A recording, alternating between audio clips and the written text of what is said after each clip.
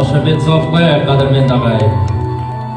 Үкілеп, аялап өсірген алтындай ару қызымыз бүгін өз жұртына аттанады, қадірменді ағайын. Сондықтан да осынау алтындай Сабинадай ару қызымызға сырға салып ниет етіп келіп отырсыздар. Дегенмен де мінеки алтындай ару қызымызды кеңінен таныстыратын біздің қос жеңгесі бар, қадірменді ағайын. Мен микрофон тізгінді алдыменен ұсынайын, қазір асықпаңыздар.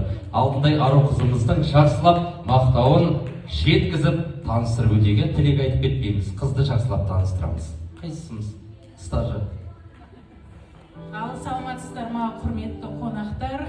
Бүгін міне біздің отбасымызда ең алғашқы қызықшылығымыз Сабина қызымызды өзінің ақ босағасына аттандырып жатырмыз. Біз үшін өте қиын, қимаймыз. Ең алғаш келін болып түскенімде кішкентай ғана 7 жасар қыз тұғым. Қазір мінекей өз қолымызбен өзінің жарына, өзінің ақ бозатты жан болатын қолына табыстағалы жатырмыз. Қызымыз өте ақылды, нәзік, ақылды, мейірімді, кішіпейіл, ешкімнің көңілін қалдырмайды. Не деймін, Сабинашым? Барған жерінде бағың жансын. Мына күйеу баламен тек бақытты бол, үбірлі шүбірлі болыңдар. Құдай қаласа сол әулетті көркететін, өте дана, ақылды, біздің әулетті мақтан ететіндей келін бол. Біз сені жақсы көреміз, әрқашан сенімен біргеміз. Тек қана бақыт дейін жан. Рахмет, жеңгесі айтамыз ба?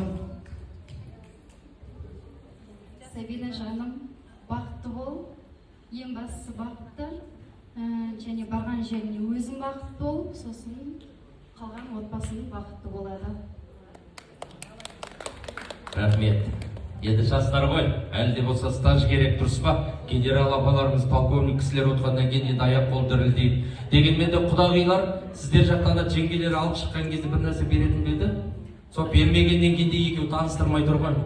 Бәрекелді, мінекей. Енді осының буымен жақсылап таныстыратын шығар дейміз. Десек те мінекей Ақжарма тілегінде барлық мақтауында алтындай ару қызымызда мінекей алдарыңызға шығарып тамаша тілегіменен ниетін ортаға салып жатыр.